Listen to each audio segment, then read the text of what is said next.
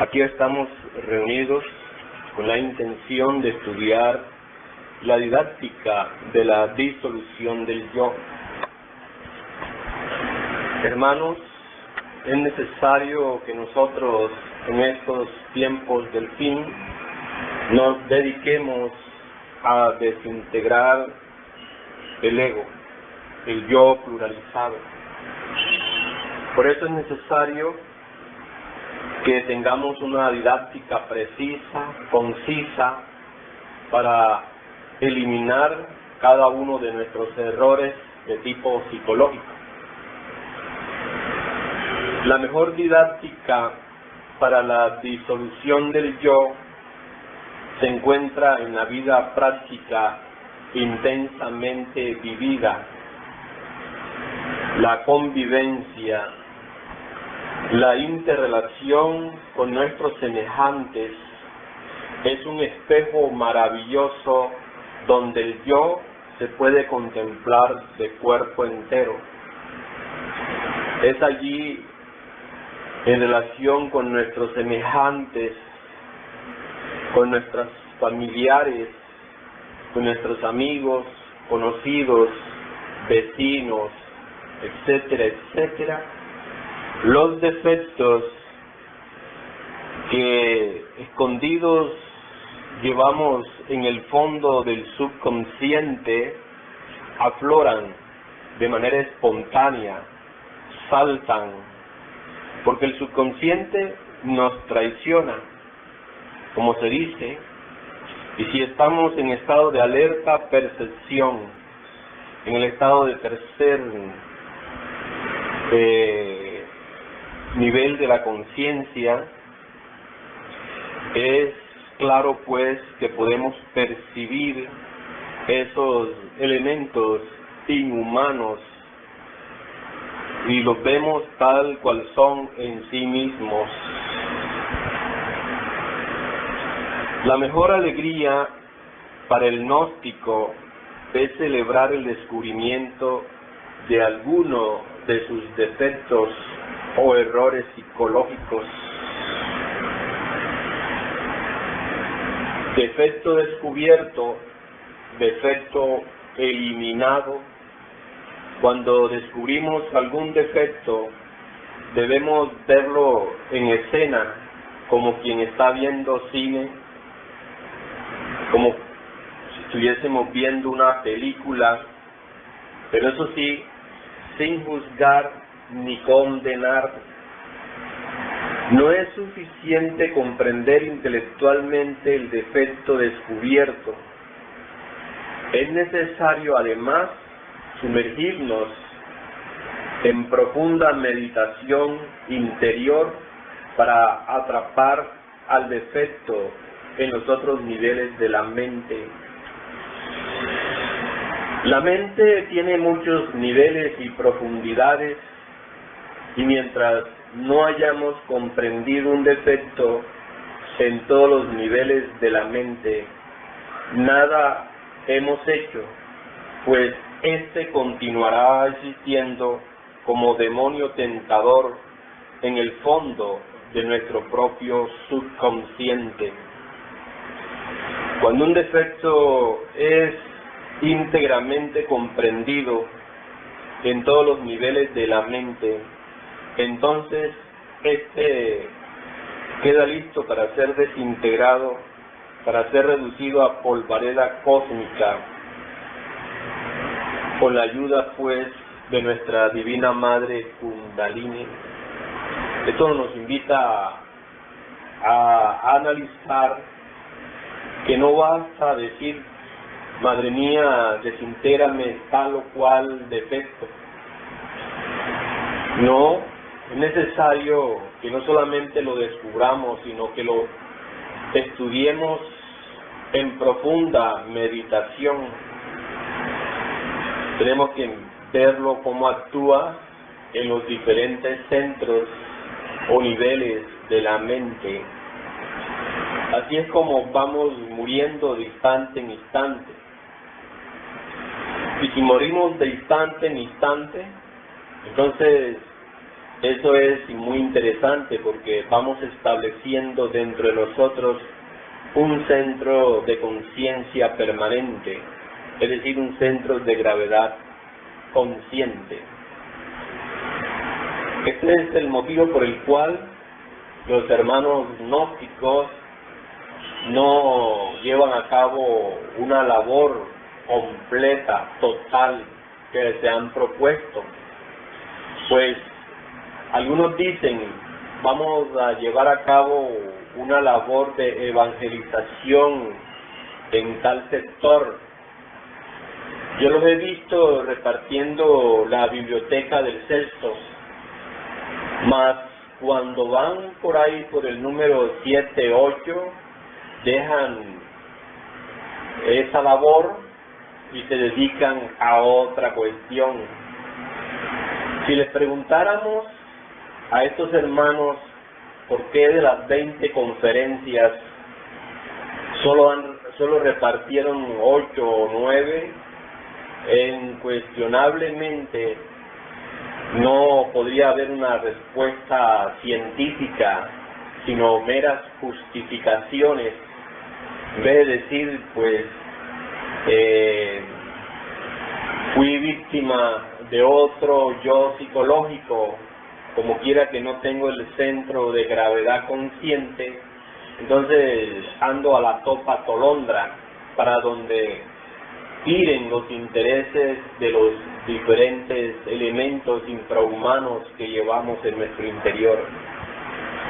Ese es el motivo por el cual muchos comienzan a practicar la suprasexualidad y después de ciertos meses o después de algunos años dejan la práctica y se dedican a lo que siempre han sido, unos fornicarios y adúlteros. Todo esto tiene un motivo. El motivo es precisamente la carencia de un centro de conciencia permanente. Entonces, esto señala, acusa que los distintos hermanos de las diferentes seccionales gnósticas no están dedicados a la desintegración del ego, porque si estuvieran dedicados a eso, es obvio de que irían estableciendo dentro de sí ese centro de gravedad permanente. Entonces, las labores tendrían un final exitoso, sino como estamos viendo ahora, que tienen un fracaso estruendoso. Bien, hermanos, dentro de todo ser humano que no se halla en último estado de degeneración, existe el Buddhata, ese principio budístico interior. Ese es el material psíquico o materia prima para fabricar eso que se llama alma. El yo pluralizado, es decir, la ira, el orgullo, la pereza, la gula, la envidia, la codicia, etcétera, etcétera, gasta torpemente este material psíquico en explosiones atómicas absurdas, de apegos, de vanidades, de venganza, de fornicaciones, de odios, de celos, etcétera. Conforme el yo pluralizado va disolviéndose o se va eliminando de instante en instante, el material psíquico, o sea, el Buddhata, ese principio anímico que tenemos, esa conciencia que todavía del todo no hemos perdido, se va acumulando dentro de nosotros mismos, convirtiéndose en un centro permanente de conciencia. Así es como vamos individualizándonos poco a poco. Si eliminamos el ego, pues nos individualizamos. Empero, aclaramos que la individualidad no es todo. Con el acontecimiento de Belén debemos pasar a la sobreindividualidad. Obviamente, ese es otro tema que más adelante vamos a tratar. De todas maneras, el trabajo de disolución del yo es algo muy serio. Los hermanos gnósticos no han querido entender esto. No han querido, pues, sopesar lo que es en sí la desintegración del yo para que nuestra alma, la esencia, la conciencia, ese Buddhata interior quede libre. Necesitamos estudiarnos a sí mismos psicológicamente en todos los niveles de la mente. El yo es un libro de muchos tomos. Una cosa es el yo expresándose en el centro intelectual. Otra cosa es ese mismo yo expresándose en el centro emocional. Y algo diferente aún más es ese mismo yo en el centro motor, o en el instinto, o en el centro sexual. Necesitamos estudiar nuestra dialéctica gnóstica. Necesitamos estudiar, pues, esos elementos infrahumanos para poder captar en sí lo que son los pensamientos, emociones, acciones de nosotros de instante en instante, sin justificar ni condenar absolutamente nada. Necesitamos comprender íntegramente en todas las profundidades de la mente todos y cada uno de nuestros defectos de tipo psicológico. Ya hemos dicho, y no nos vamos a cansar de reiterar, que el yo pluralizado es el subconsciente. Cuando disolvemos el yo, el subconsciente se convierte en consciente. Necesitamos convertir el subconsciente en consciente, y esto solo es posible aniquilando el yo. Cuando el consciente pasa a ocupar el puesto del subconsciente, entonces adquirimos eso que se llama conciencia continua. Quien goza de conciencia continua vive consciente en todo instante, no solo en el mundo físico, sino también en los mundos superiores. La humanidad actual es subconsciente en un 97%, y por ello duerme profundamente, no solo en el mundo físico, sino también en los mundos suprasensibles, durante el sueño del cuerpo físico y después de la muerte. Así que cada vez que nosotros llevamos al cuerpo físico al descanso, nos desprendemos de él. Eso no solamente le pasa al estudiante gnóstico, como algunos intonsos, algunos dechados de sabiduría, algunos ignorantes ilustrados han hecho creerle a la gente que solo los gnósticos o los que estudian la doctrina gnóstica son los que, pues, se desprenden del cuerpo físico. No, no es así. Eso acusa ignorancia, y esa ignorancia se fundamenta en que estos señores se encuentran en un franco estado de involución. Su cerebro está completamente degenerado debido a todos esos procesos de fornicación, lujurias, etcétera, etcétera, aberraciones de tipo sexual de toda especie. Así pues, no solamente la gente que estudia la doctrina gnóstica es la que se desdobla, sino el niño, el joven, el adulto, el adolescente, el viejo, el blanco, el negro, el liberal, el conservador, el bolchevique, el rojo, el amarillo. Toda la humanidad deja el cuerpo físico y se aleja de él y va a los mundos suprasensibles, ya sea de tipo superior o de tipo inferior, pero de todas maneras existe ese desdoblamiento. Pero la gente, al desdoblarse y como quiera que se encuentran en estado de sueño, más allá del cuerpo físico, pues siguen soñando, siguen dormidos. Y si dejan el cuerpo físico, lo abandonan definitivamente, lo dejan del todo porque desencarnan, entonces siguen soñando en los mundos esos superiores. Así pues, esto es lamentable, esto es doloroso.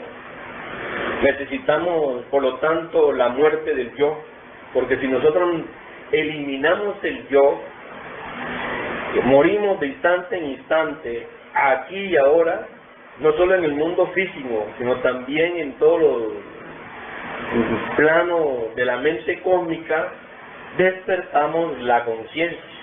Y si despertamos la conciencia, esto indica que cuando nos encontramos fuera del cuerpo físico, o cuando perdemos el cuerpo físico, morimos, como decimos comúnmente, entonces nos encontramos conscientes allí en los mundos superiores.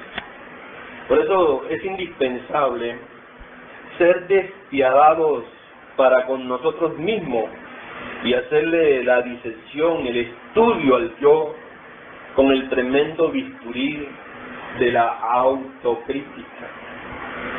Si no procedemos así, pues ¿cómo vamos nosotros a despertar la conciencia? Necesitamos eliminar el yo, hermanos.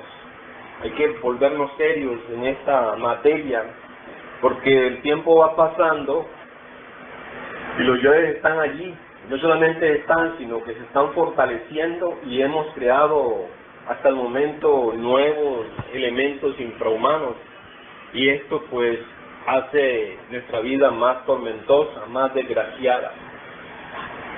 Cada agregado psíquico, cada yo, es como una persona dentro de nosotros. No hay duda de que esos elementos inhumanos poseen los tres cerebros. ¿Cuáles son los tres cerebros? Pues el cerebro intelectual, el cerebro emocional y el cerebro motor instintivo sexual.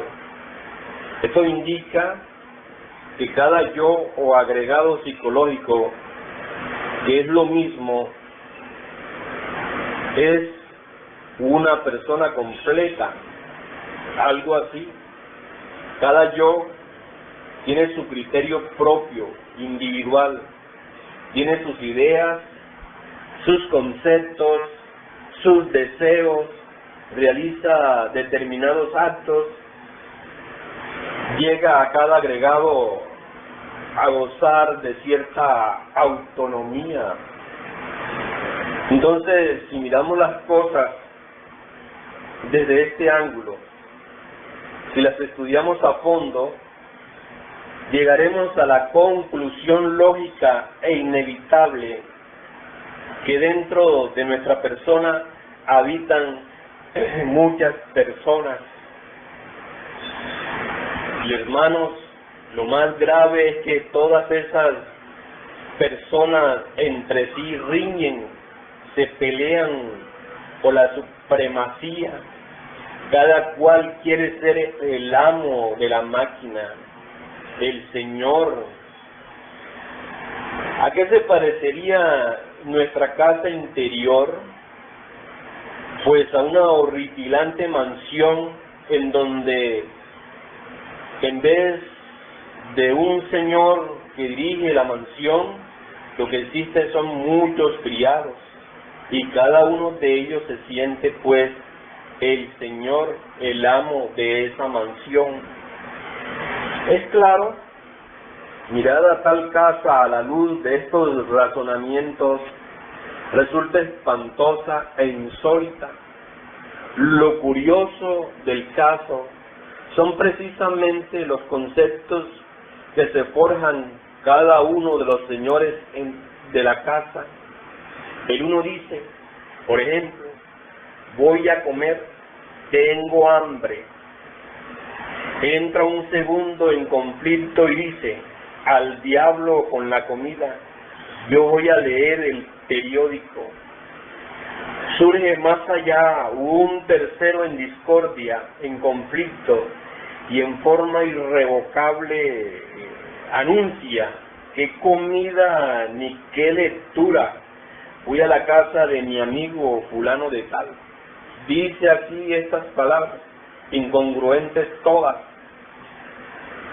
La humana personalidad, movida por este resorte íntimo, abandona la morada para irse por allí, por las calles de la ciudad o de la población, del pueblo, etcétera.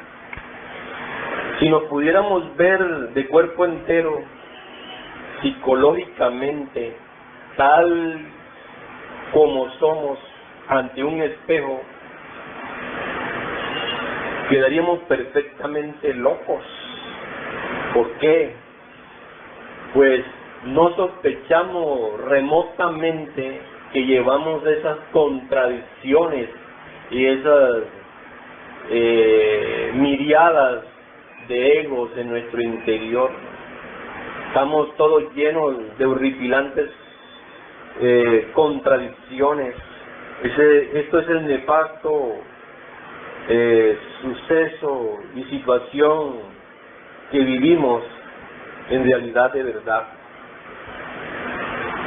Al nacer, todos somos hermosos porque disponemos de un porcentaje, más o menos un 3% de conciencia libre, como lo dice el maestro en cada uno de sus libros cuando trata el tema de la psicología revolucionaria. El 97% restante está enfrascado entre la multiplicidad del ego. Eso que hay de elemento libre impregna el huevo fecundado, surge a la existencia, reincorporado nuevamente. Así que el niño recién nacido posee eso, un 3% de conciencia libre, no embutido entre ningún ego. El porcentaje de esencia o conciencia manifiesto en el niño podemos decir que es autoconciencia. Ahora bien, ¿se han preguntado alguna vez ustedes cómo vería un niño recién nacido a sus padres, a sus hermanos, a sus parientes, a los adultos en general? ¿Saben cómo lo perciben? Lo perciben en la misma forma como nosotros vemos a un drogadicto. Pero vean ustedes cómo los adultos se sienten hasta con autoridad para educar al niño. Creen los adultos que pueden educarle. El niño, a su vez, se siente completamente mal, víctima de tales que quieren enseñarle. Él los ve desde su propio ángulo, está despierto, percibe los agregados psíquicos de sus parientes, de los hermanos, visualiza también a sus propios agregados que entran y salen del recinto, dando vueltas a la cuna. A veces las visiones son tan espantosas que el niño no puede menos que llorar atemorizado. Luego los padres no entienden estas ocurrencias del infante y por eso a veces acuden al médico y en el peor de los casos van en busca de algún espiritista o medium de mal agüero y que le rece porque el niño pues se siente intranquilo y cosas así por el estilo. Ese es el estado insólito en que vive la humanidad dormida. En todo caso, el pobre infante es víctima de todas estas locuras de los mayores El niño, con paciencia, no le toca más que soportar el látigo de los verdugos. Esa es la cruda realidad de los hechos. Posteriormente, cuando ya la humana personalidad está formada en verdad, comienzan a entrar en el cuerpo del infante todos esos agregados psíquicos inhumanos que le pertenecen. Luego se notan cambios en la criatura, se vuelve molestosa, celosa, iracunda, rabiosa, roba algunas monedas a sus padres, roba algunas cosas a sus compañeros de colegios, etcétera, etcétera. Bueno, y otras tantas cosas más. Es lamentable esto, pero al fin, el que era niño se volvió adulto. Entonces las cosas cambiaron. Ya no es el niño juguetón, autoconsciente de otros tiempos. Ahora es el bribón de la cantina, el negociante, el lujurioso, el hombre celoso, bueno, etcétera. Y en fin, se ha convertido en eso que el niño miraba con horror. Es claro que la criatura se horrorizaba al ver al adulto. Ahora el niño se ha vuelto adulto y lo peor del caso es que se le ha dormido la conciencia. Ya no es capaz de mirarse con horror a sí mismo. En realidad, de verdad, hermanos, cada uno de los agregados psíquicos que surge en nosotros tiene determinados compromisos. Podríamos decir, sin exageración alguna, que el ladrón, por ejemplo, lleva dentro de sí una cueva de ladrones, cada uno de ellos con múltiples compromisos en distintos días, horas y lugares. El fornicario irredento carga en su interior, para colmo de los colmos, con una casa de citas. El homicida obviamente lleva en su psiquis un club de asesinos. Es decir, cada uno de estos yoes en el fondo lleva sus compromisos. El mercader lleva en el fondo una plaza de mercados. Pero ¿cómo se teje y desteje nuestro propio destino? Muchos hicieron comentarios sobre la ley de recurrencia. Muchos autores han hecho pues algunos estudios sobre esta ley, pero en el terreno del gnosticismo la investigación ha ido más lejos. Conocemos a fondo la mecánica viva de la ley de recurrencia, y eso es muy importante que nosotros pues la captemos profundamente. Pongamos un ejemplo. Un sujeto, fulano de tal y tal y tal, en una pasada existencia fue adúltero y dejó a su mujer por otra dama. Es claro que al renacer trae en su psiquis el yo del adulterio, al mismo que cometiera el delito. Entre paréntesis, el adulterio es uno de los yoes terribles que llevamos en nuestro interior. Se relaciona con el séptimo círculo dantesco. El adulterio es violencia contra natura. Bueno, este adulterio, o este yo adúltero, obviamente no podrá expresarse en los primeros años de la infancia. Imposible. Pues si el suceso fue a la edad de 30 años, por ejemplo, Indubitablemente el yo del adulterio aguardará en el fondo de la psiquis, dentro del terreno de lo infrahumano, en las esferas subjetivas, a que llegue la edad consabida de los famosos 30 años. Cuando esa edad llega, ese yo resurgirá con gran fuerza, se apoderará del intelecto, del centro emocional, del centro instintivo, motor y sexual de la máquina, para ir a buscar a la dama de sus ensueños. Antes se habrá puesto en contacto telepático con el ego de aquella dama.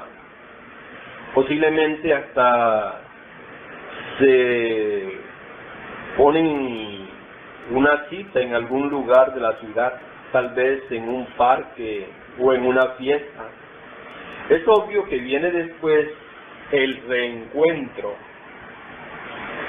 pero lo interesante es ver cómo ese ego puede jalar al intelecto, mover a los centros emocional y motor de la máquina y llevarse la máquina precisamente al lugar donde tiene que encontrarse con la dama de sus ensueños.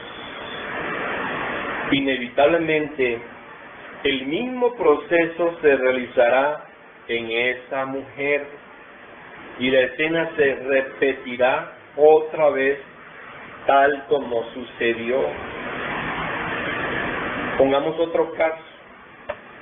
Un caballero XX en una cantina se peleó en la pasada existencia con otra persona, con otro varón, por tal o cual motivo. ¿Creen ustedes que por el hecho de que el cuerpo físico deje de existir, aquel yo va a desaparecer? Pues no, simplemente continuará en la dimensión desconocida, para ser más exacto, en la antesala del infierno, en esa primera región del inframundo que se conoce como el limbo. Allí aguardará. Al renacer el ego, al retornar, al volver a tomar un nuevo cuerpo, llegará el momento en que podrá entrar en actividad. Aguardará la edad en que sucedió el hecho en la pasada existencia.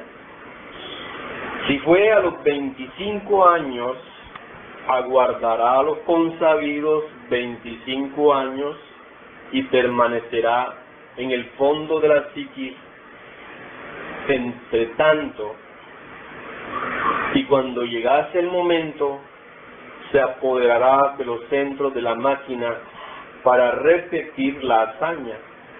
Antes se habrá puesto en contacto telepático con el otro sujeto ZZ y se habrán dado cita posiblemente en otra cantina. Allí, al mirarse, se reconocerán, se herirán mutuamente con la palabra y el hecho se repetirá. Vean ustedes, hermanos, cómo por debajo de nuestra zona conscientiva y de nuestra capacidad razonativa se realizan distintos compromisos. Así es como la ley de recurrencia opera. Esa es la mecánica de tal ley. Claro, esta es una ley completamente mecánica. Entonces, mirad las cosas de este modo, de esta manera, no tenemos en verdad lo que podríamos denominar libertad total, o sea, libre albedrío. Es muy poco el margen que tenemos de libre albedrío, es muy poco el margen de libertad que nosotros poseemos. En verdad, estamos metidos dentro de la mecánica de la ley de recurrencia, y esto es lamentable. Si un hombre no trabaja su propia vida, ese hombre está perdiendo el tiempo miserablemente. ¿De qué modo podemos nosotros liberarnos de la ley de recurrencia? Pues trabajando en nuestra propia vida. Nuestra propia vida está compuesta de comedias, dramas y tragedias. Bien sabemos que las comedias es para los cómicos, los dramas para las personas corrientes y las tragedias para los perversos. En los misterios de antaño no se aceptaba a ningún trágico. Se sabía que éste era castigado por los dioses y obviamente el guardián le rechazaba con la punta de la espada.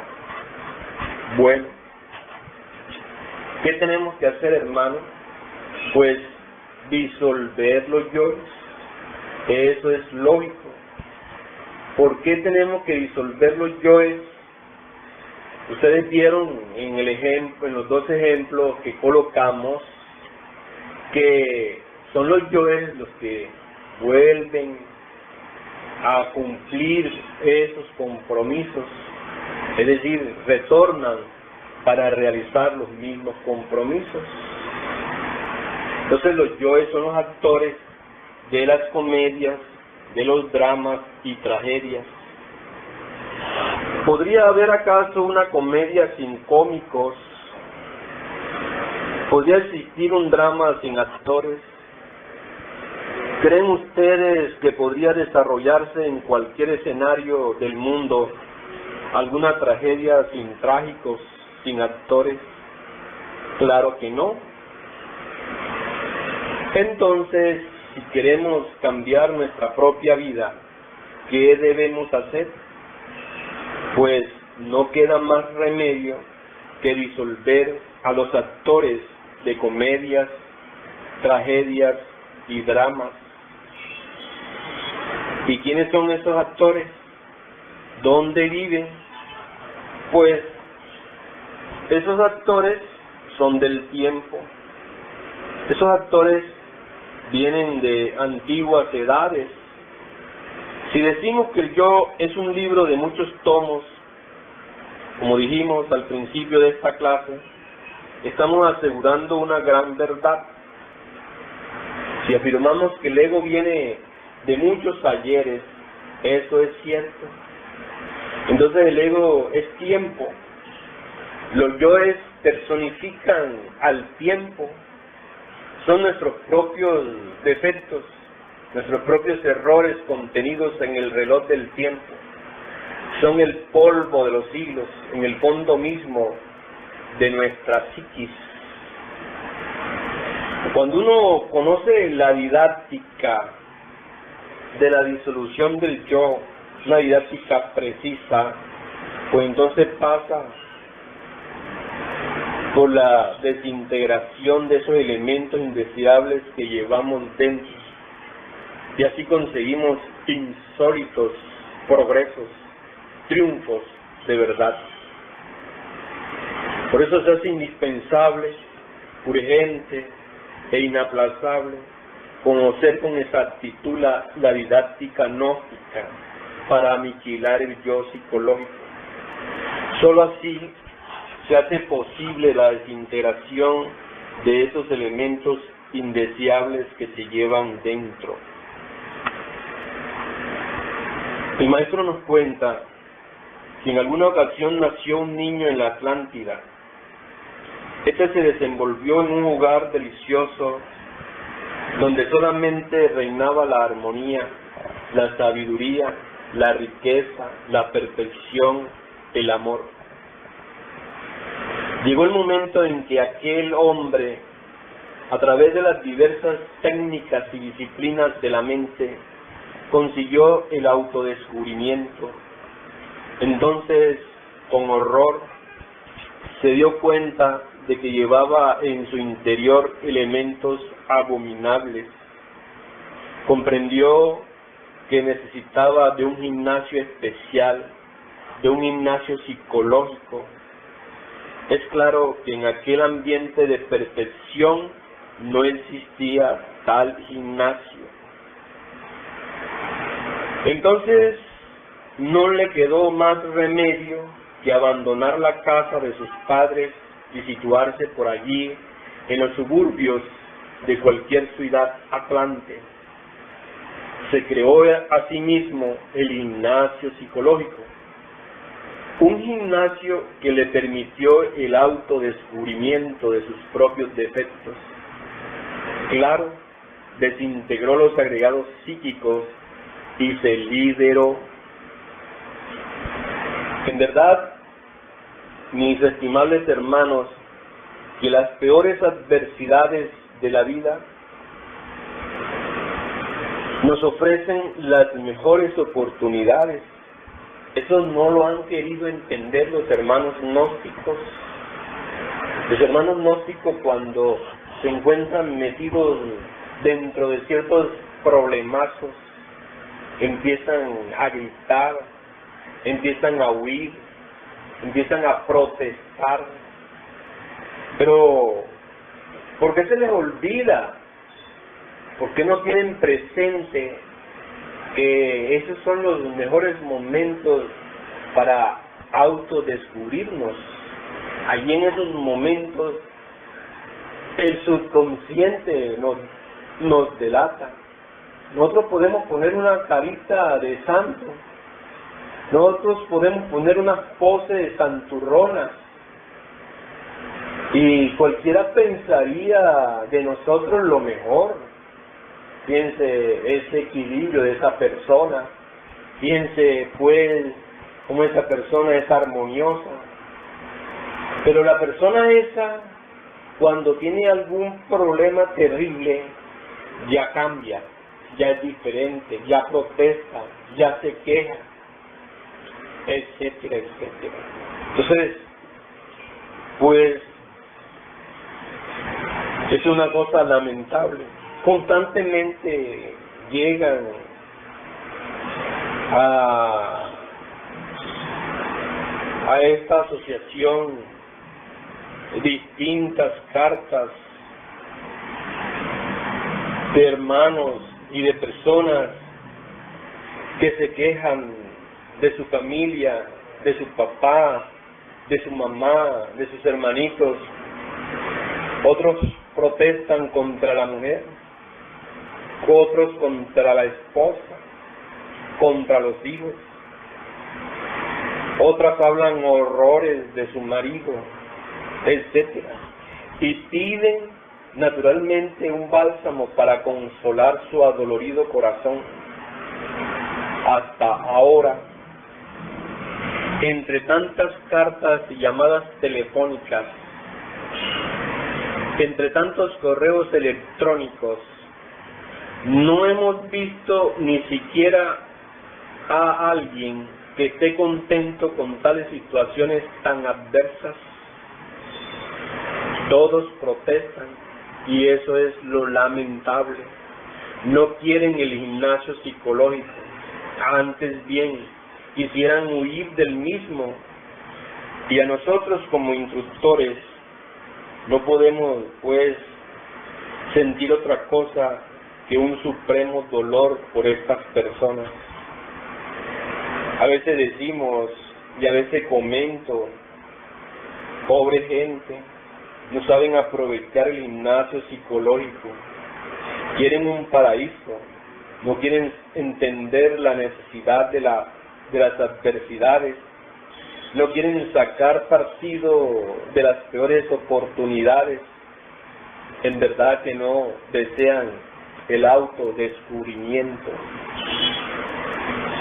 Cuando uno quiere autoconocerse en esos gimnasios del dolor, donde los defectos que uno lleva escondido afloran inevitablemente, eso es algo muy importante.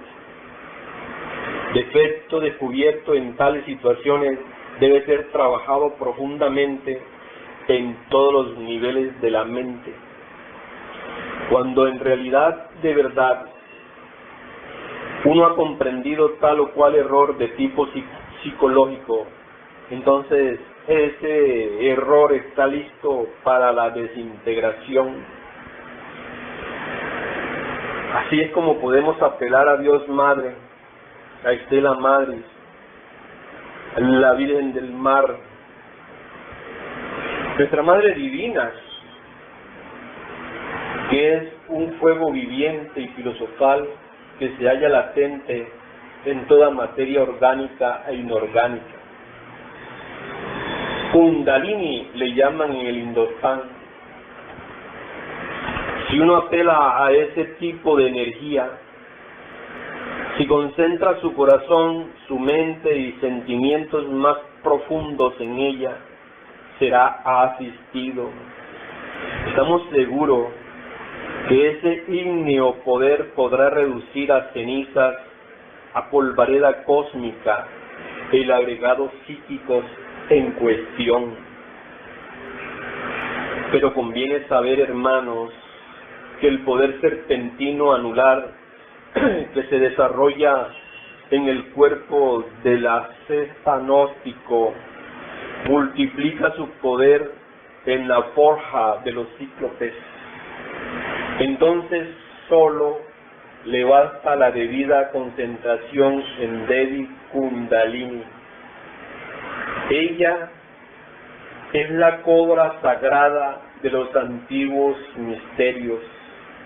Ella puede de verdad aniquilar, pulverizar, reducir a cenizas en forma muy rápida cualquier agregado psíquico inhumano que previamente hayamos comprendido. Bueno, hermanos, en todo caso, antes que todo se necesita descubrir el defecto que vamos a reducir a polvo. Tal defecto no podría ser descubierto si no usáramos el sentido de la autoobservación psicológica. Cualquier situación adversa nos ofrece riquísimas oportunidades. Desafortunadamente, la gente quiere huir de las situaciones adversas, protestan en vez de dar gracias por tan brillantes ocasiones. Ese gimnasio psicológico resulta dificilísimo, imposible, pero mientras más difícil sea el gimnasio, pues tanto mejor para el autodescubrimiento. Supongamos que tuvimos que pasar por una situación delicada, encontrar de pronto a la mujer platicando muy queridamente en cualquier rinconcito de la casa con otro sujeto, cosa nada agradable, pues, que el encuentro en verdad duro pero magnífico para el autodescubrimiento. Posiblemente durante el hecho surja no solo los celos, sino que hubo ira, amonestaciones a la mujer, tal vez despecho. Un yo del amor propio pudo sentirse herido, ofendido. Bueno, en fin, aparecen muchos yoes. ¿Qué vamos a hacer?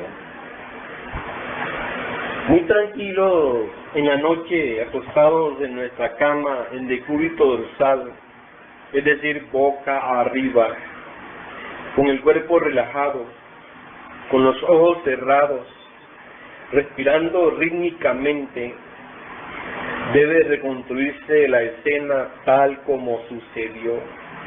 Visualizando, recabaremos datos psicológicos, encontraremos al yo de los celos como primera causa, segundo, al de la tremenda ira, tercero, al del amor propio herido mortalmente. Descubiertos estos tres yoes que en la escena entraron en acción, ahora tendremos que disolverlos. Una vez comprendido, no queda más remedio que reducirlos a cenizas. se entrará a trabajar en todo caso de inmediato. Claro, es que en estos momentos nadie tiene ganas de trabajar, está ofendido. Entonces, uno diría, pero ¿cómo voy a trabajar con este sentimiento, con este estado horripilante en que me encuentro?